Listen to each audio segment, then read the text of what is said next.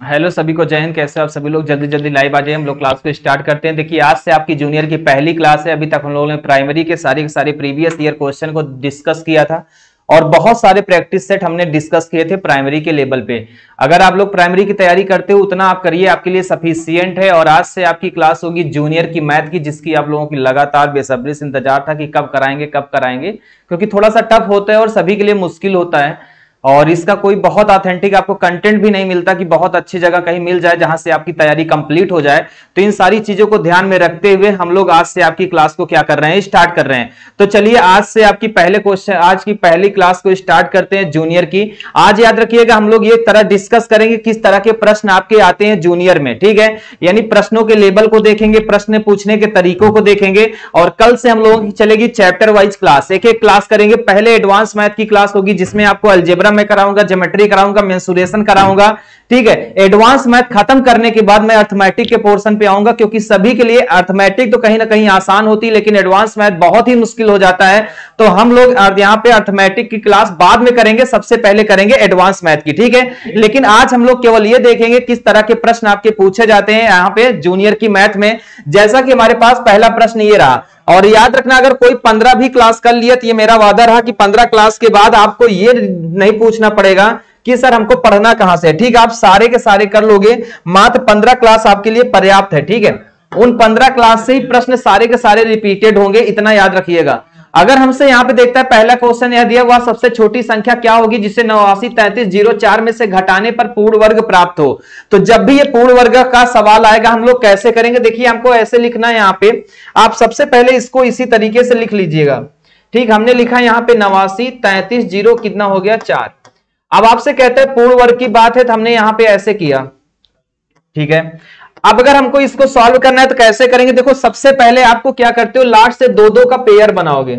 हमेशा याद रखना, अगर कभी भी वर्गमूल निकालना है तो लास्ट से दो दो का क्या बनाते हो, पेयर। पहली चीज याद रखना।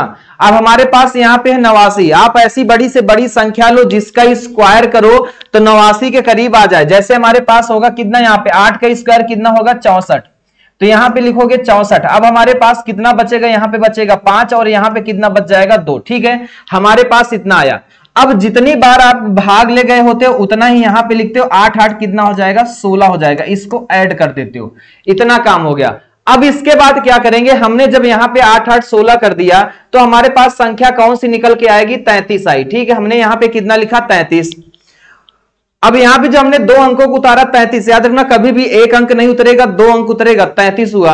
अब हमको क्या करना है, इतनी बार भाग ले जाओ जो इसके करीब आ जाए, ठीक है। आपको यह सोचना होगा कितनी बार भाग ले जाएं जो इसके करीब। लेकिन एक चीज याद रखना, जो यहां पे संख्या लिखोगे ना वही यहां पे भी लिखोगे, इतना आप सभी को लिए ध्यान रहना चाहिए। जो यहां पे होगी वही यहां पे होगी। जैसे यहां 8 लिखोगे तो यहां भी 8 होगा, यहां अगर 9 लिखोगे तो यहां भी कितना होगा 9 होगा। तो एक बार सभी लोग बताओ कितनी बार भाग जाएगा जल्दी से, ठीक है। अगर हम यहां पे देखते हैं, देखो हम सबसे बड़ी संख्या कितना लिख सकते हैं, यहां पे 9, ठीक है। जैसे मैं एक बार बताता हूं, ठीक है। जैसे मान लो 9 लिखा, ये 9 लिखा, तो आप यहां पे ना बहुत ऑथेंटिक रूप से नहीं पहुंचोगे, हमेशा गेस करके पहुंचोगे। जैसे हमारे पास ये कितना था 169 था, तो इसका किससे गुणा करोगे 9 से। तो आप हमेशा ऐसे महसूस किया करो, ये कितना था 70 था, अगर 17 का 9 से गुणा करेंगे 17 9 कितना हो जाएगा 153 होगा, ठीक है। यानी हम भाग ले जा सकते हैं, हमें इतना पता है। और बाद में क्या लगा देंगे, 0 लगा देंगे, 1500 कितना आएगा 30 आएगा। यानी हम भाग ले जा सकते हैं, हमें इतना पता है। तो सबसे पहले क्या करेंगे, हमने यहां पे 9 लिखा तो यहां पे 9 लिखा, 9 9 81 का कितना हो गया 1, यानी कितना बचा हमारे पास 8। 9 का 6 से गुणा करेंगे, 9 6 कितना होगा 54, 54 में अगर आप 8 जोड़ देते हो कितना हो जाता है 62, 62 का 2 कितना बचा 6। फिर 9 का अगर 1 से गुणा करेंगे 9 1 के 9, 9 6 कितना हो जाएगा 15। हमारे पास यहां पे कितना बचेगा 2, यहां पे हमारे पास कितना आया 1, यहां पे हमारे पास 0 होगा और यहां पे हमारे पास कितना आ गया 1 आ गया, ठीक है। इतना सभी लोग समझने का प्रयास करना, हमारे पास इतना आ गया। अच्छा यहाँ पे थोड़ा सा रॉन्ग 9 9 81, अरे यहाँ पे सभी ने ध्यान नहीं दिया था, थोड़ा सा यहाँ पे देखना, ये भाग एक्चुअली 9 बार जा सकता था, ठीक। हम लोगों ने 8 बार ले गए, इसको थोड़ा सा करेक्ट करते हैं, सॉरी यहाँ पे 1 सेकंड। आइए अब देखते हैं, ठीक है। इसको आप लोग 9 बार ले जाओ, क्योंकि 8 बार तो हमारे पास वैसे ही 9 बार पूरा भाग चला जाएगा।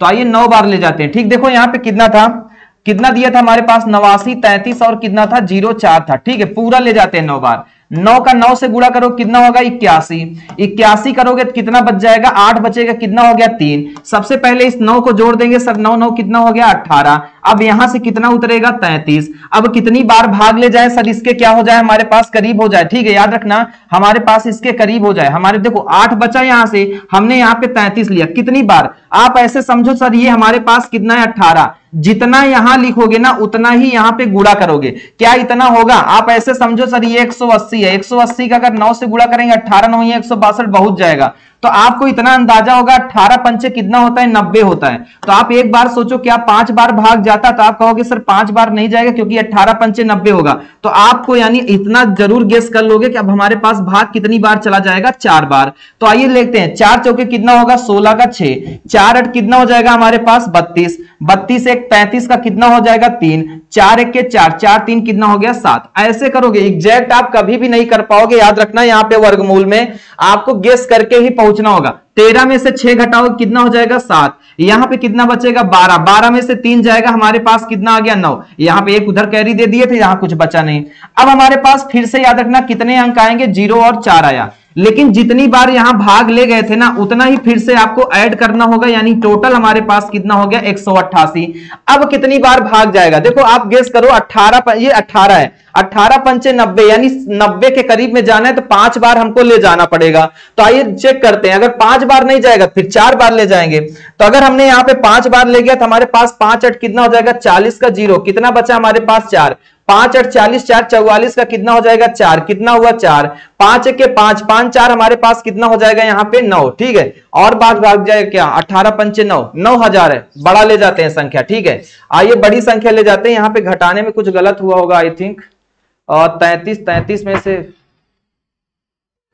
97, 97 जीरो कितना हो गया 4, कितनी बार भाग जाएगा जी 9, 2000, 2000 का अगर 9 बार चकरेंगे ज्यादा हो जाएगा 2, 18 दूनी 62, 4 बार ले चलते हैं, 18 चौके 72, 18 पंचे 90, 5 बार तो चला जाना चाहिए, 18 पंचे 90। आइए देखते हैं एक बार 5 बार, 55 25 का 5 कितना बचा 2, 5 8 40, 2 कितना हो गया 42, कितना हो गया 4, 5 8 40, 4 44 का कितना हो जाएगा 4, कितना हुआ हमारे पास 4, 5 1 के 5 4 कितना होगा 9, चला तो जाएगा जी, ठीक है। देखो 14 में से 5 जाएगा कितना होगा 9, यहाँ पे हमारे पास 9 बचा, 9 में से 2 जाएगा कितना आ जाएगा 7, आगे कितना बचा 6, 6 में से 4 जाएगा कितना आया 2, हमारे पास कितना आया 279। अब ध्यान से देखना यहाँ पे ये सवाल याद रखना, जब भी जूनियर में आता है ना बहुत सारे बच्चे इसे गलत करते हैं, ठीक है।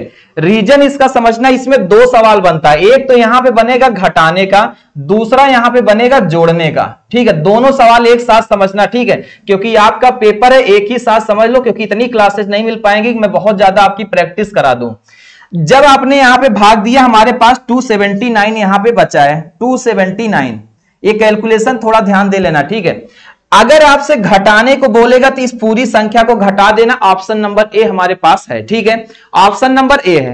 लेकिन अगर जोड़ने की बात करेगा, जब भी जोड़ने की बात करेगा तो अब क्या करोगे, यहां 5 के बजाय एक बार और ले जाना, ठीक है। यानी हम क्या करते हैं, यहां भी 6 लिखते और यहां भी 5 के बजाय कितना लिखते 6 लिखते, और जितना मान आता ज्यादा तब इस संख्या से ये वाला मान ज्यादा आएगा, और इसमें से इसको घटा देना तो हमारे पास जो जोड़ने पे अंतर आएगा वो जोड़ने पे होगा। अगर घटाने पे होगा, फिर से देखो मैंने क्या बता रहा हूं यहां पे एक बार समझना, अगर घटाने वाला सवाल होगा, ठीक है, ये घटाने वाला सवाल होगा तो हमारे पास 279 यानी जो शेष फल बचेगा यही हमारे पास क्या हो जाएगा उत्तर, ऑप्शन नंबर ए सही था। लेकिन अगर जोड़ने वाला सवाल आ गया तो एक बार 5 के बजाय हम 6 बार मल्टीप्लाई करेंगे, यहां भी कितना होता 6, तो जितना मान आएगा इससे क्या आएगा ज्यादा। जैसे मान लेते समथिंग आ गया 10,000 कितना आ गया 20 आ गया, ठीक है, तो हम क्या करेंगे 10,000 20 में से 9,704 घटा देंगे, जितना मान आएगा वही हमारे पास जोड़ने पे प्राप्त क्या हो जाएगा उत्तर हो जाएगा, ठीक है। आगे आपके सवाल मिलेंगे, फिलहाल इस प्रश्न का उत्तर हमारे पास कितना हो जाएगा 279, ऑप्शन नंबर कितना हो जाएगा ए। क्लियर है सबका, एक बार इतना बताओ सभी लोग क्लियर है कि नहीं क्लियर है। संजय यादव सुपर टेट कब तक बालक अभी सुपर टेट की कोई ऐसी खबरें तो है नहीं कि सुपर टेट की क्लास चलाई जाए, ठीक है। जैसे कुछ इंफॉर्मेशन आती है, पॉजिटिव न्यूज आती है, आप सभी के लिए आपकी क्लासेस चलेंगी। इतना एक बार बताओ सबका क्लियर है कि नहीं क्लियर है, जल्दी से। हमारे पास कितना हो जाएगा 279, ऑप्शन नंबर हमारे पास कितना दिया था ए।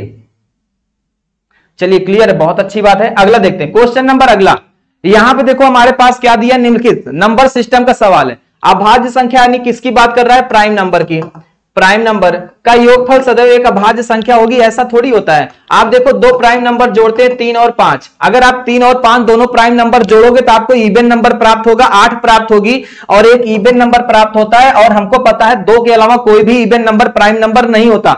आप सभी को यह बात पता होगी सर 2 ही एक ऐसी संख्या है जो इवन है और साथ ही साथ क्या होगी, प्राइम होगी। इसके अलावा 2 के अलावा प्राइम नंबर कोई होता नहीं, तो ऑप्शन नंबर ए हमारे पास क्या हो गया, गलत हो गया। एक भाज्य संख्या विषम संख्या हो सकती है, ठीक है, एक भाज्य संख्या विषम संख्या हो सकती है, जी हां हमारे पास ये क्या होगा, सही होगा।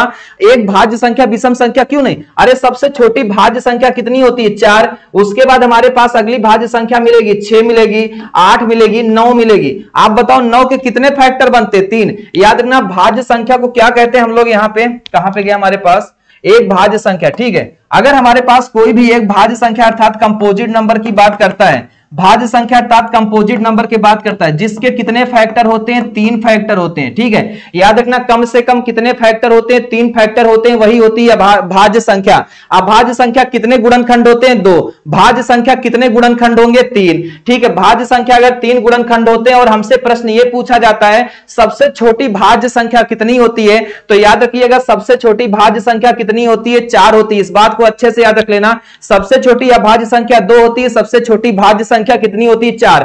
हमसे कहता है एक भाज्य संख्या विषम संख्या हो सकती है, जी हां। जैसे एग्जांपल ले लो 9, 15, हमारे पास 9, 15, 25, 45, कोई भी ऐसी संख्या लेते हैं, 75, ठीक है। हमारे पास ये सारी संख्याएं क्या हैं, आपकी विषम संख्या भी है और साथ ही साथ क्या है, भाज्य संख्या है। ये क्लास रोज होगी, जी हाँ डेली होगी, रात सुबह 8 से 9, ठीक, याद रखना सुबह 8 से 9 होगी। तो ये दूसरा वाला सही था। आगे देखते हैं, 2 एकमात्र सम अभाज्य संख्या, अभी मैंने डिस्कस किया 2 के अलावा कोई भी सम संख्या अभाज्य नहीं होती। 2 ही एक ऐसी सिंगल संख्या है जो कि सम भी है और अभाज्य भी है, यानी दूसरा और तीसरा भी सही हो गया। सबसे छोटी अभाज्य संख्या 1 होती है, 1 को इकाई संख्या कहा जाता है। इसे कभी भी हम लोग ना तो भाज्य में गिनते हैं ना तो अभाज्य में गिनते हैं। ये हमारे पास क्या हो जाएगा, गलत। तो यहां पे हमारे पास कौन सही हो जाएगा, 2 और 3 सही होगा, 2 और 3 सही होगा। ऑप्शन नंबर कितना हो जाएगा, बी, यही हमारे पास मान होगा, 2 और 3। क्लियर हो गया, 2 और 3 अर्थात ऑप्शन नंबर हमारे पास कितना होगा, बी। अगला, किसी कक्षा के 2 सेक्शनों में 18 और 24 विद्यार्थी हैं। प्रायोगिक कार्य के लिए इन विद्यार्थियों का अधिकतम समान माप वाले समूहों में विभाजित किए जाने वाले समूहों की संख्या कितनी होगी। यानी सबसे पहले क्या करोगे आप लोग, 18 और 24 का क्या लोगे, 18 और 24 का क्या लेना है आपको, यहां पे मासा। अगर इनका एचसीएफ निकालते हो सबको पता होगा। देखो एचसीएफ आप लोग कैसे तरीके से निकालो मुझे नहीं पता, ठीक है। मुझे आपका पेपर निकलवाना है और पेपर निकलवाने की विधि देखो, 18 और 24 का डिफरेंस ढूंढो, ठीक है। मासा निकालने का आप लोग बहुत बड़े बड़े मेथड जानते हो। अब यहाँ पे 18 और 24 का अंतर ढूंढो, कितना हो गया, 6। 6 से 3 18 होगा, 6 चौके कितना होगा, 24 होगा, ठीक है। यानी जो अंतर आता है, अगर अंतर से दोनों संख्या डिवाइड हो गई, वही हमारा एचसीएफ होगा। बहुत लंबे लंबे मेथड पे ना जाओ, सीधे से अंतर लिया करो। अगर अंतर से दोनों संख्याएं डिवाइड हो गई, 3 संख्याओं 4 संख्याओं, वही हमारे पास क्या होता है, मासा। सर एचसीएफ कितना हो गया, 6। अगर एचसीएफ 6 हो गया तो अच्छा 18 बच्चों को बैठाना है एक क्लास, इसका मतलब 6 का मतलब हुआ एक क्लास में अधिकतम आप 6 बच्चे बैठा सकते हो। अगर 18 बच्चे बैठाना है तो आपको कितने क्लासरूम की जरूरत पड़ेगी, 3। अगर आपको 24 बच्चे बैठाना है, अगर एक क्लास में 6 बच्चे बैठा सकते हो तो आपको कितनी क्लासरूम की जरूरत पड़ेगी, 4। और टोटल कितने क्लासरूम पड़ेंगे आपके पास, टोटल क्लासरूम की जरूरत पड़ेगी 7, ठीक है। तो यही हमारे पास हो जाएगा 7। ऑप्शन नंबर कितना हो जाएगा, डी, यानी 7 समूहों में बैठाना होगा। सर अब शाम वाली क्लास नहीं होगी, शाम वाली क्लास होगी आपकी। देखो मैंने आपके प्रीवियस ईयर करा दिए, मैंने आपके बहुत सारे प्रैक्टिस सेट करा दिए। अभी बीच में मैं आपको शिक्षण की मैटर टाइप हो रहे हैं, शिक्षण का मैटर टाइप हो जाएगा, शिक्षण का मैटर करा दूंगा, ठीक है, शाम वाली क्लास के लिए। तो ये सारी की सारी चीजें हो जाएंगी शाम वाली क्लास का, इतना ध्यान रखना, ठीक है। और उसका ये होगा, और आपकी क्लास लगभग 15 जुलाई से फिर से स्टार्ट होगी। इतने दिन से लगातार कितना पढ़ोगे सीटेट का प्राइमरी का, आप कुछ दिन जूनियर पढ़ो, उसके बाद प्राइमरी 15 जुलाई से फिर से चलेगी शाम वाली क्लास, ये भी चलेगी शाम वाली भी चलेगी। अगला देखते हैं, कहता है हमारे पास देखो इस तरह का एक सवाल दिया था, ठीक है। अगर इसका मान बताना है तो आप एक चीज याद रखना, अगर हमारे पास कभी भी a/b हो और पावर में अगर हमारे पास माइनस एन हो तो इसको पॉजिटिव बनाने के लिए b बटे ए करके पावर में क्या कर देंगे, n कर देंगे। ठीक है, b बटे ए करके पावर में क्या कर देंगे, n कर देंगे। हमको इतना ध्यान रखना होगा, a बटे b की पावर में माइनस n था, इसको हम लोग क्या करेंगे, फ्रैक्शन पलट देंगे, b बटे ए की पावर में कितना हो जाएगा, n हो जाएगा। ठीक है, तो हमको करना होगा, कैसे करेंगे, देखो 1/3 पावर में कितना है, 2 है, तो आप इसको लिखोगे 3 की पावर में कितना हो गया, 2 माइनस 1/4 की पावर में -1 है, तो यहां पे कितना हो जाएगा, 4 हो गया की पावर में 1, यहां पे पावर में कितना हो गया, माइनस का 2 है। अच्छा बताओ 3 का स्क्वायर कितना होता है, 9, 4 की पावर 1 कितना हो जाता है, 4, पावर में कितना था, माइनस का 2, तो 5 की पावर में कितना हो गया, माइनस का 2, 5 की पावर में कितना आया, सभी का मान माइनस का 2 आया। अच्छा 5 की पावर में माइनस का 2 था हमारे पास, तो इसको फ्रैक्शन पलटेंगे तो 1/5 का स्क्वायर हो जाएगा, और 1/5 का स्क्वायर बता मतलब कितना हो जाएगा, 1 बटे कितना आ गया, 25। ये सभी का मान आ जाएगा 1/25 आएगा, 1/25 ऑप्शन नंबर कितना हो जाएगा, बी, यही हमारे पास मान हो जाएगा 1/25। जी हाँ, डेली क्लास होगी 8 से 9 ही होगी। ठीक है, 1/25 हो जाएगा इस प्रश्न का राइट आंसर। बोलो समझ में आया? चौथा नंबर क्वेश्चन सभी को समझ में आया कि नहीं आया है?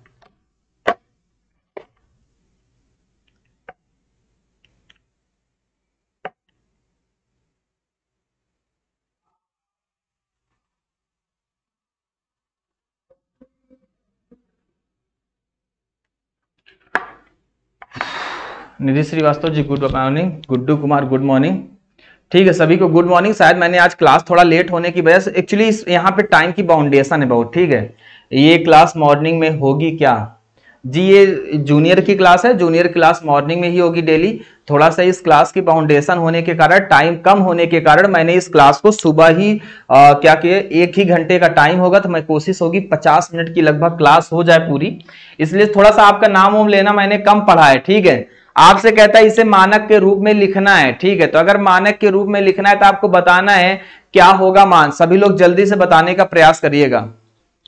आरडीएक्स बालक फिर से पूछे हो, देखो मेरी बात यहां पे ध्यान से देखना।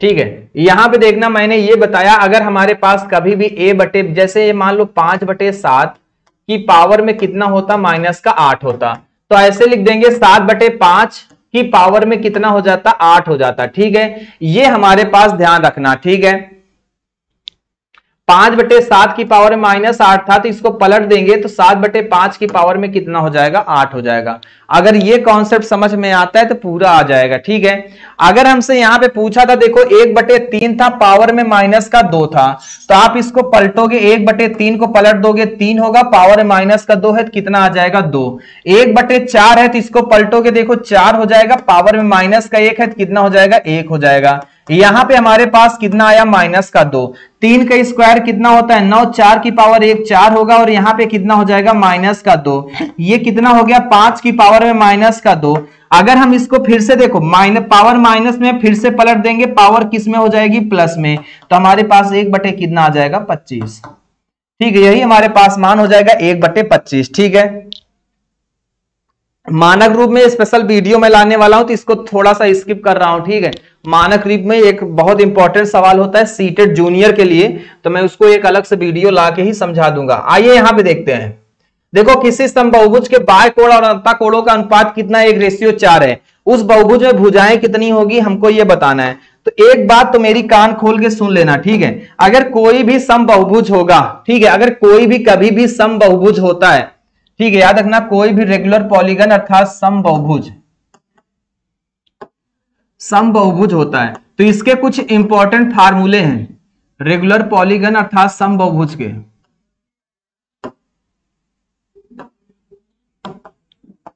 ठीक है, रेगुलर पॉलीगन अर्थात समबाहुभुज के कुछ इंपॉर्टेंट फार्मूले हैं, इन्हें सभी लोग पढ़ लेना। ठीक है, कैसे, अगर हमसे कभी पूछेगा, याद रखना, अंतःकोण यानी internal angle plus external angle अर्थात बाह्य कोण, तो याद रखना इंटरनल एंगल और इंटरनल एंगल का सम कितना होता है, हमेशा 180 डिग्री होता है। ठीक है, एक अंतःकोण और एक बाह्य कोण जोड़ोगे तो हमेशा आएगा 180 डिग्री। अगर हमसे पूछेगा बाह्य कोणों का योग, बाह्य कोणों का योग, तो बाह्य कोणों का योग पूछेगा तो हमेशा याद रखना 300 कितना होता है, 60 होता है। ठीक है, सभी बाय कोणों का योग कितना होता है 360। अगर हमसे पूछता है प्रत्येक बाय कोण, तो प्रत्येक बाय कोण का मतलब कितना होता है, याद रखना 360 बटे कितना हो जाएगा, n होगा। 360 बटे कितना होगा, n होगा। अगर हमसे यहां पे पूछा जाएगा सभी अंतः कोणों का योग, ठीक है, सभी अंतः कोणों का योग, अंतः कोणों का योग अगर हमसे पूछता है सभी अंतः कोणों का योग, याद रखना फार्मूला आपने क्या पढ़ा था, n-2 इंटू कितना होता है 180। ठीक है, अगर हमसे पूछेगा प्रत्येक अंतः कोण,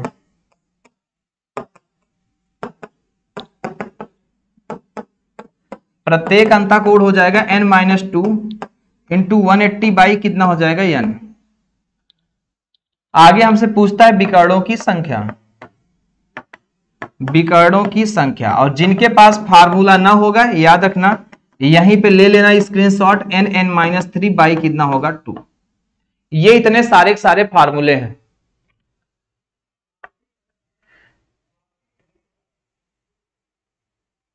ठीक है, ये सारे के सारे आपके क्या है फार्मूले। मेरी बात ध्यान समझना, अगर हमारे पास रेगुलर पॉलीगन होगा, समबाहुभुज होगा, तो उसके अंतःकोण और बाय कोण का मान कितना होगा 180, बाय कोणों का योग कितना होगा 360, प्रत्येक बाय कोण होगा 360 बटे n, सभी अंतःकोणों का मान कितना होगा n-2 180, प्रत्येक अंतःकोण कितना हो जाएगा n-2 इंटू 180 बाई n, और विकर्णों की संख्या होगी n-3 बाई 2। ये आपके इंपॉर्टेंट फार्मूले हैं किसी भी रेगुलर पॉलीगन अर्थात समबाहुभुज की। अगर ये समबाहुभुज की सारी रेगुलर यहाँ पे फार्मूले हैं, तो यहाँ पे आइए देखते हैं हमारे पास क्या कहता है, बाय कोण और अंतःकोण का अनुपात कितना है, 1:4 है। तो उस बहुभुज में कितनी भुजाएं होंगी, आइए देखते हैं सभी लोग। अभी हमने थोड़ी देर पहले आपको बताया सर बाय कोण प्लस अंतःकोण, अगर हम लोग लेते हैं बाय कोण प्लस अंतःकोण का योग कितना होता है 180 डिग्री। अगर इसे मान लेते हैं x मान लेते हैं, इसे x मान लेते हैं, तो ये कितना हो जाएगा 4x, सॉरी बाय कोण कितना दिया है x दिया है, अंतःकोण कितना है 4x, बराबर कितना हो गया 180। तो 5x बराबर कितना हो गया 180, x बराबर कितना आ जाएगा 36 डिग्री, 36 पंचे कितना होता है 180 होता है, x बराबर कितना आ गया हमारे पास 36 डिग्री। अगर x बराबर 36 डिग्री आ गया, इसका मतलब बाय कोण का मान कितना हो गया, अगर हमें पता है एक बाय कोण का मान कितना हो गया हमारे पास 36 डिग्री। और हमने एक चीज अभी आपको पीछे क्या बताई, ठीक यहां पे ध्यान से देखना, हमने क्या बताया, अगर आपको प्रत्येक बाय कोण में क्या होता है, प्रत्येक बाय कोण बराबर 360 बटे n, n का मतलब ये जितनी भी जगह लिखा गया है ना, हर जगह याद रखना भुजाओं की संख्या है। ठीक है, n का मतलब क्या होता है, भुजाओं की संख्या। अगर n का मतलब क्या है, भुजाओं की संख्या है, तो यहाँ पे आइए बढ़ते हैं आगे। ठीक है, n का मतलब भुजाओं की संख्या, अगर यहाँ पे प्रत्येक बाय कोण 36 डिग्री है, तो आपसे पूछेगा भुजाओं की संख्या, तो सीधे से क्या करोगे 360 में, ठीक है 360 में किससे भाग दे दो 36 से।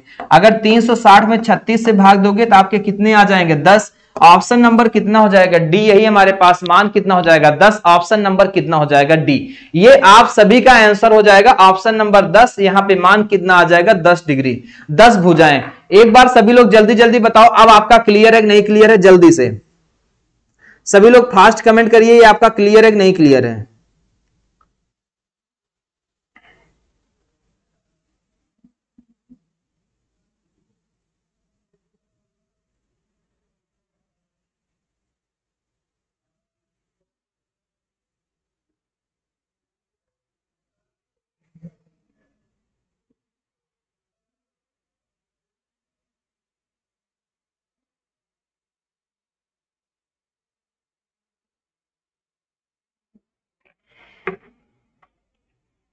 क्लियर सबका, आगे बढ़ते हैं अगला सवाल। ठीक है, कहता है अष्टभुज में 8 सममित रेखाएं होती हैं।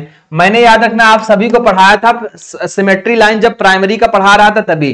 कोई भी याद रखना बहुभुज होगा, कोई भी समबाहुभुज होगा, उसमें जितनी भुजाएं होंगी उतनी सममित रेखाएं होंगी। तो अष्टभुज में हमारे पास कितनी सममित रेखाएं होंगी 8। ठीक है, आगे देखते हैं, एक समबाहुभुज में सममित रेखाओं की संख्या उनकी भुजाओं की संख्या के क्या होती है, बराबर होती है। और मैंने यही बात तो बोली आपसे। अब मैंने ये बोला एक कोई भी समबाहुभुज होगा उसमें जितनी भी सममित रेखाएं होगी, मेरी बात याद रखना, एक बहुभुज में जितनी भी भुजाएं होती हैं उतनी ही सममित रेखाएं होती हैं। इस बात को सभी लोग याद रखना।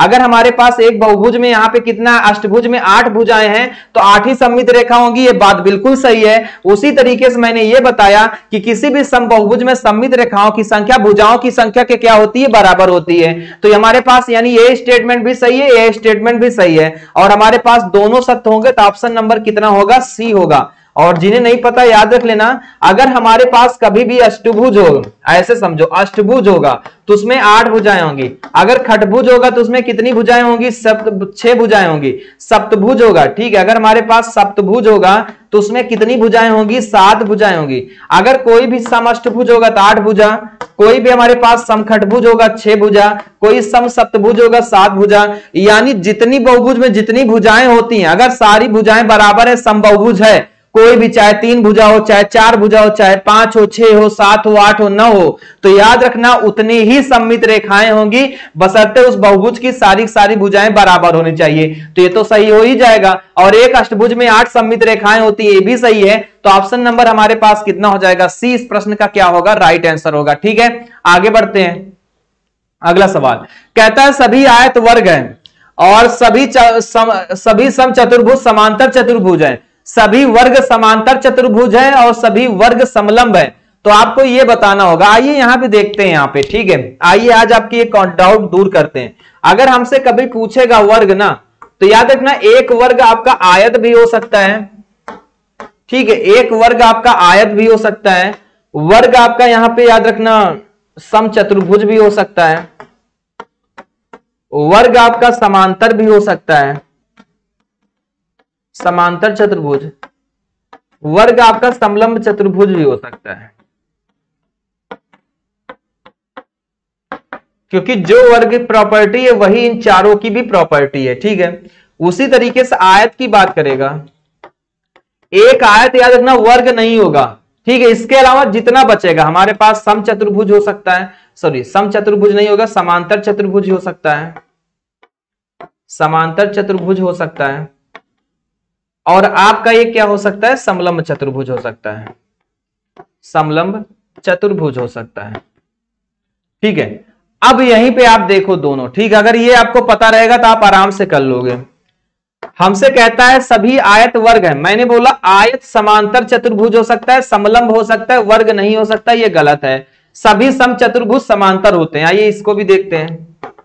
हमारे पास याद रखना समचतुर्भुज जो होगा, ठीक है, समचतुर्भुज आपका क्या हो सकता है, समांतर चतुर्भुज हो सकता है और समलंब हो सकता है। ये भी याद रखना समलंब चतुर्भुज होगा। ठीक है, तो याद रखना हमारे पास समचतुर्भुज जो होगा समलंब और समांतर दोनों होगा, तो आसम चतुर्भुज समांतर चतुर्भुज है, ये सही है। सभी वर्ग समांतर चतुर्भुज नहीं है, मैंने बोला सभी वर्ग समांतर चतुर्भुज होगा, ये गलत है। सभी वर्ग समलंब है, ये हमारे पास सही हो जाएगा। तो यहां पे सही कौन सा होगा, 2 और 4। 2 और 4 कहां मिलेगा, ऑप्शन नंबर कितना होगा, डी पे। सर आपकी क्लास डेली मॉर्निंग में चलेगी क्या? जी बालक बालिके कुछ दिन आपकी क्लासेज मॉर्निंग में ही चलेंगी, जूनियर की क्लासेज मॉर्निंग में ही चलेंगी, याद रखिएगा। ठीक है, और प्राइमरी वाली आपकी क्लास शाम को चलेगी। ठीक है, लेकिन वो 15 जुलाई के बाद ही स्टार्ट होगी। अभी फिलहाल कुछ दिनों के लिए मॉर्निंग में ही क्लास है। ये चीजें आप लोग याद कर लेना, ठीक है, ये पता रहने चाहिए।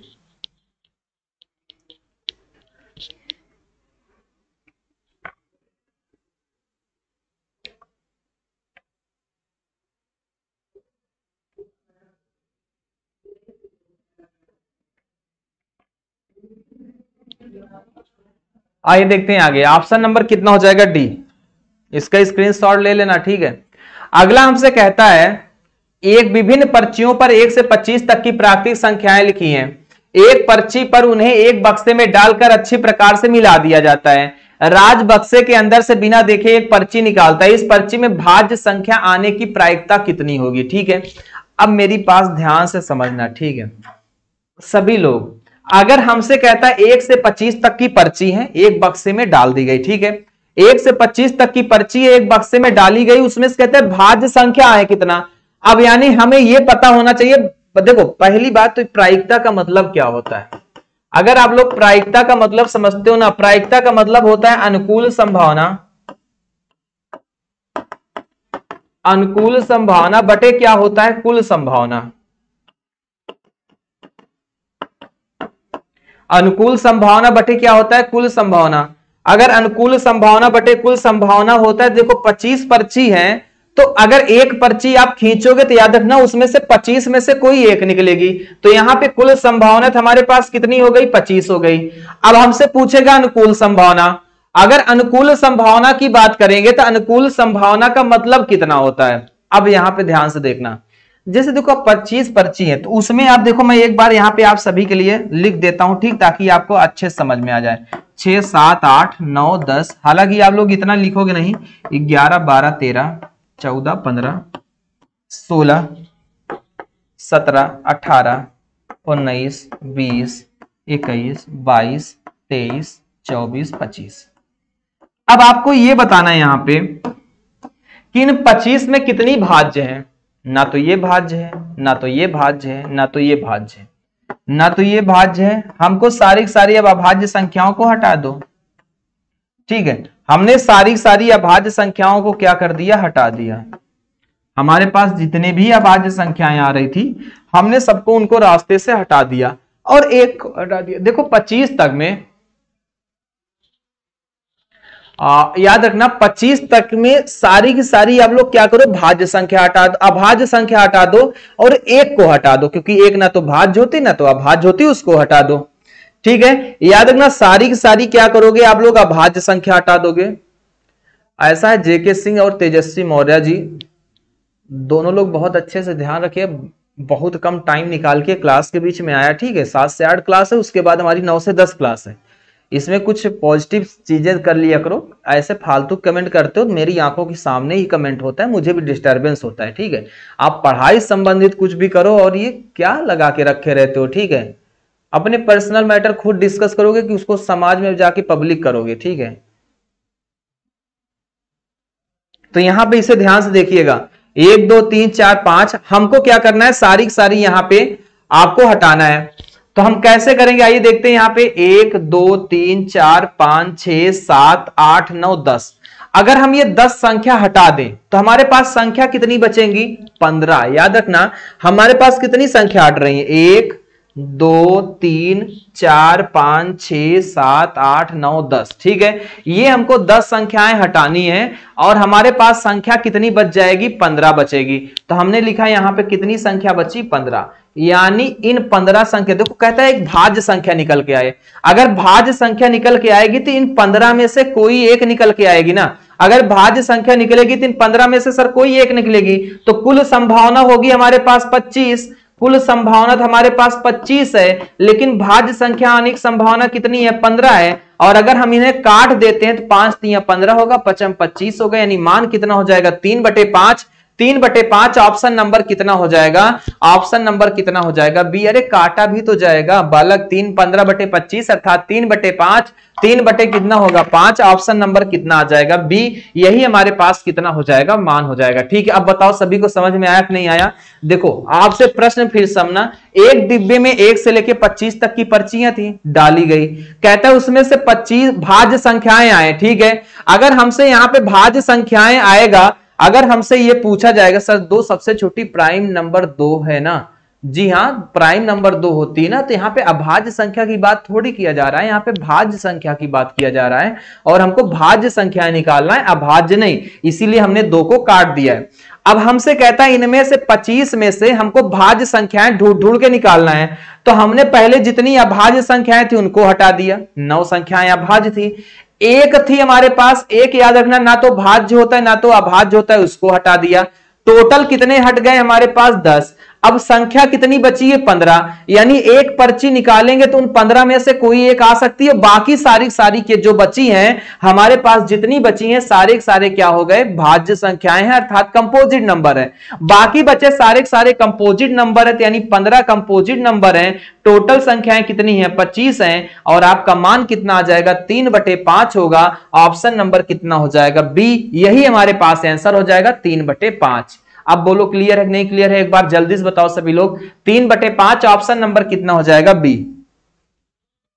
अगला यहां पे हमसे कहता है 2 1 3 2 4 9 8 4 1 3 4 के माध्य, माध्यक और बहुलक का परिसर का माध्य कितना होगा। देखो कितना अच्छा सवाल है, ठीक है। आपसे पूरी मेहनत करवाना चाहता है तो आप पूरी मेहनत करो, ठीक है। कैसे करोगे याद रखना, जूनियर की मैथ आती है, वर्क करना पड़ता है, इतना आसान भी नहीं होता। सर एक ना तो भाज्य है ना तो एक है, तो क्या कहते हैं अभाज्य है, तो क्या है, एक को इकाई संख्या कहा जाता है, ठीक है। याद रखना यूनिट नंबर कहा जाता है।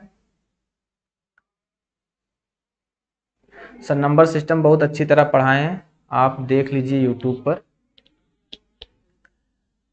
नंबर सिस्टम मेरा बड़ा फेवरेट सा टॉपिक है, ठीक है, क्योंकि नंबर सिस्टम। सर प्रोबेबिलिटी का कोई चैप्टर है क्या जूनियर में? जी हाँ, प्रोबेबिलिटी का चैप्टर है जूनियर में, और सवाल आते हैं, एक सवाल फिक्स है। आइए देखते हैं। सबसे पहले अगर हमको माध्य निकालना है तो हमको याद रखना इन सबको जोड़ के भाग दे दो। 2 1 3 3 6 2 8 4 कितना होगा 12, 12 9 21 8 29 29 4 33 1 34 34 3 कितना होगा 37 4 कितना हो जाएगा 41, ठीक है। अगर मैंने सही जोड़ा है फिर से देखते हैं। 2 1 3 3 6 2 8 8 4 12, 12 9 कितना होगा 21 8 29 4 33 1 34 34 3 37 4 41। कितनी संख्याएं 1 2 3 4 5 6 7 8 9 10 11। माध्य का मतलब होता है जितनी संख्याएं हो सबको जोड़ो और जितनी संख्याएं हो हमारे पास उससे भाग दे दो तो हमारे पास मान आ जाएगा। तो यहाँ पे 11 चौके कितना आ जाएगा 4, यहाँ पे कितनी बार भाग जाएगा 3 बार, 11 तिहाई 33। हमारे पास कितना बचेगा 8 88, 11 सते कितना होगा 77, ठीक है। हमारे पास यहाँ पे लगभग 3.7 के समथिंग आएगा, ठीक है। और भी भाग दे सकते हो। 11 तिहाई 33 हुआ, हमारे पास कितना बचेगा 8 होगा, दशमलव लगाओगे 80 होगा, 11 सते 77, 30 बचेगा, 11 दूनी कितना हो जाएगा 22, ठीक है। मध्यिका का मतलब क्या होता है, सभी को पहले क्या करोगे आरोही क्रम में लिखो, ठीक है, या अवरोही क्रम में। तो सबसे छोटी संख्या हमारे पास देखो 1 है, 1 कितनी बार है 2 बार है, तो हमने 1 को 2 बार लिख लिया। फिर क्या करेंगे 2 को लिखेंगे, 2 हमारे पास कितनी बार है 2 बार है, तो हमने 2 को भी 2 बार लिख लिया, ठीक है। उसके बाद हम लोग 3 को लिखेंगे, 3 कितनी बार दिख रहा है 2 बार दिख रहा है, 3 को भी हमने 2 बार लिख लिया। इसके बाद हमारे पास क्या दिख रहा है 4 दिख रहा है, 4 दिख रहा है, 4 दिख रहा है, 4 को भी हमने कितनी बार लिख लिया 3 बार लिख लिया, ठीक है। और फिर हमारे पास कितना दिखा है 9 और 8 दिखा है, 8 और कितना हो गया 9 हो गया। अब आप मुझे एक चीज बताने का प्रयास करिएगा, 1 1 2 2 3 3 4 4 9 कितनी संख्या हुई 1 2 3 4 5 6 7 8 9 10 11। इनमें याद रखना 16 मूवी सबने देखा है, उसमें एक डायलॉग है क्या, आधी संख्या इधर को, आधे लोग इधर आओ, आधे इधर आओ, बाकी मेरे पीछे आओ, ठीक है। वही आपको डायलॉग लगाना है सर, आधे इधर आओ, आधे इधर आओ, बाकी मेरे पीछे आओ। तो हमको क्या करना है यहाँ पे 6 इधर कर दो, सॉरी 5 संख्या इधर कर दो। अगर 5 इधर कर दो 5 इधर कर दो, बीच में संख्या कौन सी बची 3, यही हमारे पास हो जाएगी मध्यिका। बहुलक का मतलब क्या होता है, जो ज्यादा लक करे वही बहुलक होगा, ठीक है। जो ज्यादा लक करता है वही बहुलक होता है, यानी जिसकी संख्या सबसे ज्यादा होती है। तो हमें यहाँ पे क्या करेंगे सर, औसत और माध्यिका में अंतर डिफरेंस है जी, औसत और मध्यिका में डिफरेंस है, याद रखना। मध्यिका ये थी, औसत ये था हमारे पास, माध्य को ही एक तरह से औसत कहा जाता है, ठीक है। जो माध्य है वो औसत है आपका, मध्यिका अलग होती है, ठीक है। औसत या माध्य का मतलब होता है दी गई सभी संख्याओं का योग बटे जितनी संख्या रहेंगे उनसे पास, यानी आंकड़ों का योग बटे आंकड़ों की संख्या, ठीक है। इतना याद रखना। मध्यिका का मतलब होता है बीच वाली संख्या। तो ये हमारे पास बहुलक, बहुलक का मतलब क्या होता है याद रखना कि जो ज्यादा लग करे, सबसे ज्यादा बार कौन सा दिख रहा था, मुझे लगता है 4 दिख रहा था, तो यहाँ पे बहुलक कितना हो जाएगा 4। अब आपसे इसके बाद क्या पूछा है, अरे माध्य क्या किया हमने, इन सभी को जोड़ा, ठीक है। माध्य का मतलब क्या होता है याद रखना, माध्य का मतलब क्या होता है सभी लोग ध्यान देना, आंकड़ों का योग आंकड़ों का योग बटे आंकड़ों की संख्या, आंकड़ों की संख्या यही होता है। ठीक, आंकड़ों का योग बटे आंकड़ों की संख्या। तो आंकड़ों का योग हमने जोड़ा कितना हुआ 41 हुआ, आंकड़ों की संख्या 11 थी, 11 में भाग देंगे 11 3 33 होगा, 8 बचेगा 80 होगा, 11 7 77 होगा, 30 बचेगा, 11 दूनी 22, लगभग इतना आ गया। ठीक है, अब यहाँ पे मध्यिका का मतलब बीच वाली संख्या हो गई, बहुलक का मतलब जो ज्यादा लग लग करे वही बहुलक है, अर्थात जिसकी संख्या सबसे ज्यादा है, ये आ गया। अब इसके बाद क्या पूछा है ध्यान से देखना, यही नहीं रुका सवाल, कहता है यहां पे परिसर भी पहले निकालो। तो आपने परिसर का मतलब याद रखना क्या होता है, मैक्सिमम माइनस कितना होता है मिनिमम। इस सवाल में पूरे सांख्यिकी का हर एक टर्म पूछ डाला है। ठीक है, सांख्यिकी बेसिक सांख्यिकी में यही आते हैं, माध्य, मध्यिका, बहुलक और परिसर, इसके अलावा कुछ नहीं आता। उसने सारे टर्म पूछे, मैक्सिमम मान कितना था हमारे पास, याद रखना 9 था, और मिनिमम कितना था 1 था, तो कितना हो गया 8 हो गया।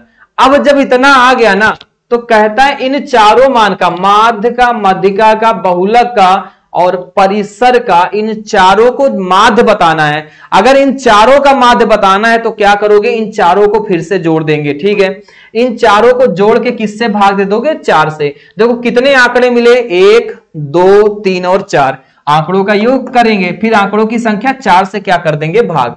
तो आप जोड़ो, यहां पे कितना हो जाएगा, 8 4 12, 12 3 15, 15 3 कितना हो जाएगा 18, 18 दशमलव कितना हो जाएगा 72। इसमें किससे भाग दे दोगे, 4 से। अगर हम 4 से भाग देंगे तो हमारे पास कितनी बार भाग जाएगा, 8 4 12, 12 3 15, 15 3 18, यहां पे भाग देंगे किससे, 4 से। तो 4 चौके कितना हो जाएगा 16, 27 बचेगा, दशमलव लगाएंगे, 4 छंग कितना हो जाएगा 24, 4 छंग कितना हो जाएगा 24, 4 8 कितना हो जाएगा 32, लगभग 4.68 आएगा।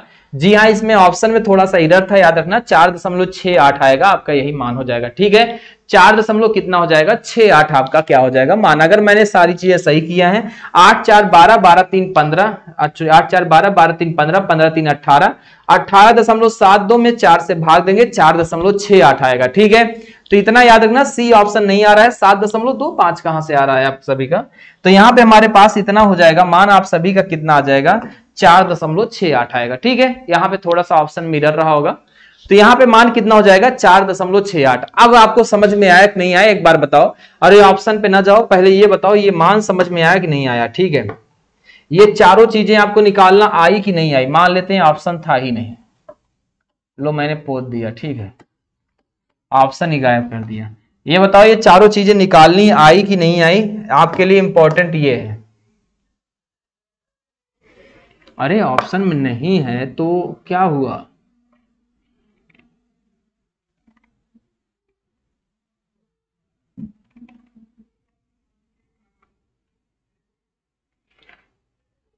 ये मान आ गया तो आपका हो जाएगा।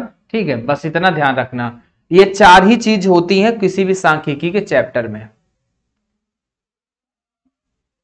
देखो हमसे क्या कहता है, दोबारा बनाने पर लोहे की एक बेलनाकार छड़ की लंबाई मूल लंबाई की 16 गुनी हो जाती है।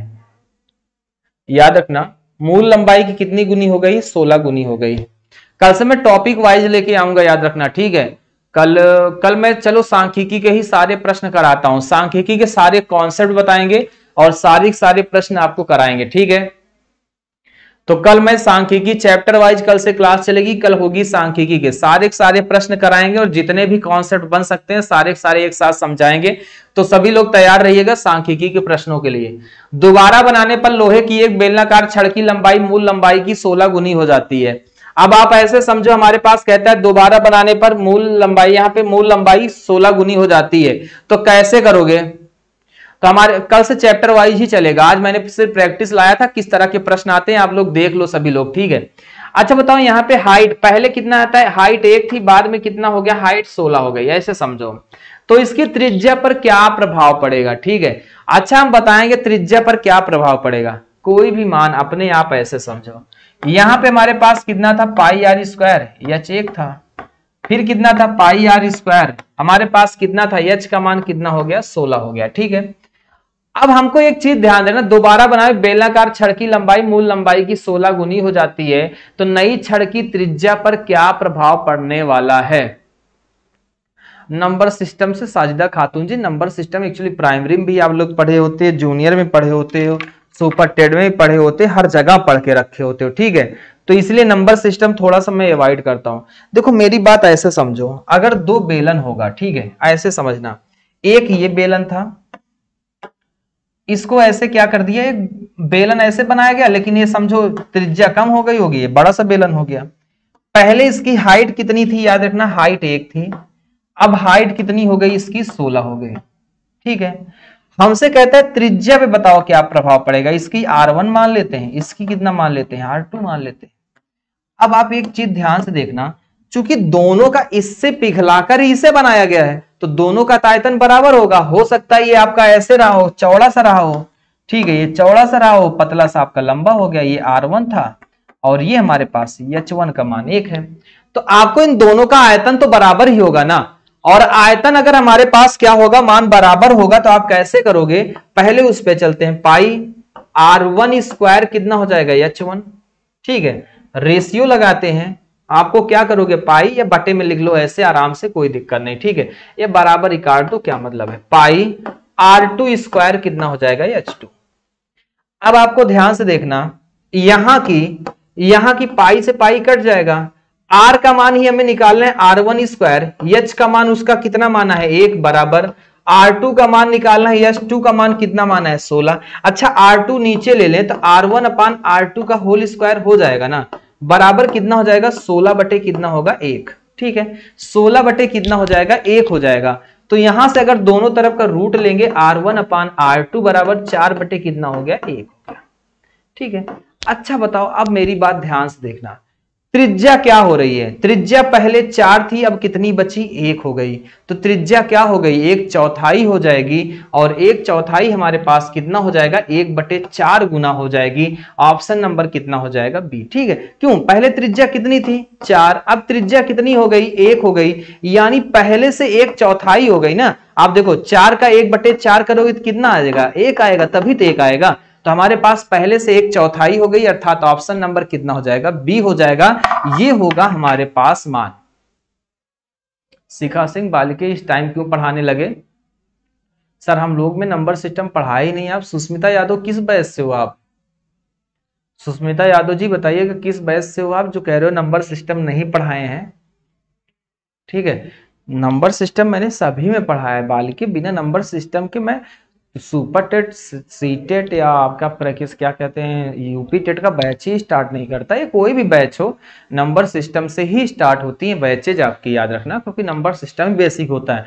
हाँ बात तो होता है कि बहुत सारे बच्चे बैच स्टार्ट हो जाता है 15-20 दिन बाद, जब एडमिशन लेते हो 25 दिन बाद, तो हो सकता है नंबर सिस्टम आपका छूटा रहता है, ठीक है। बाकी मैंने नंबर सिस्टम सभी को पढ़ाया है, ठीक, गला काट लेंगे, ठीक है, नंबर सिस्टम पढ़ाया है, आप झूठ ना बोलो, यहाँ पे नहीं पढ़ाया नंबर सिस्टम। आप लोग देर से एडमिशन क्यों लेते हो, और उसके बाद मैंने संडे बुला बुला के कवर किया है, अभी 2-3 संडे नंबर सिस्टम पढ़ाया मैंने, संडे को नंबर सिस्टम बुला बुला के कवर करता हूं, तब भी इतना सीधा साधा मास्टर है, कुछ भी कह लो।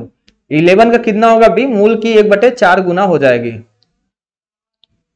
आप लोग लेट से आए थे तो फिर लेट से खुद आएंगे, जिम्मेदार मुझे बना देंगे। आओ देखते हैं, कहता है तार के 2 टुकड़े और प्रत्येक की लंबाई 144 सेंटीमीटर है। तार के एक टुकड़े से एक वर्ग तथा दूसरे टुकड़े से एक बंद आकार का अर्धवृत्त बनाया जाता है। वर्ग के क्षेत्रफल और अर्धवृत्त के क्षेत्रफल का अनुपात कितना होगा।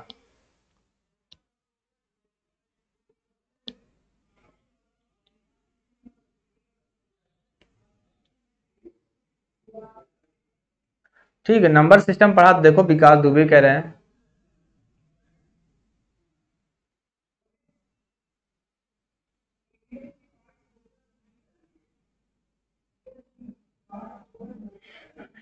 आप देर से ही प्रचार किए तो हम देर से आए। पिछले सवाल में किसे क्या दिक्कत थी, नहीं बालक ऐसा नहीं होगा, ठीक है, आधा नहीं होगा। बालिके सुन पहले, ऐसा है, ठीक है, मेरी बात कान खोल के सुन। मुझे पता है ऑफलाइन में जो बच्चे पढ़ते हैं ना, वो मेरे सिर पे चढ़ के तांडव करते हैं, वही वाला हाल ना करो, ठीक है। और मैंने बालिके सच में पढ़ाया है। और अभी जब संडे संडे बुला रहा था तब आप लोग कहाँ थे जरा बता दो। अभी 2-3 संडे पिछले क्लासेस चली हैं तो आप लोग कहाँ पाए जा रहे थे। तो मैंने उसमें भी संडे संडे बुला के, संडे संडे 3-3 घंटे बुला के नंबर सिस्टम खत्म किया। वो मेरी जिम्मेदारी है।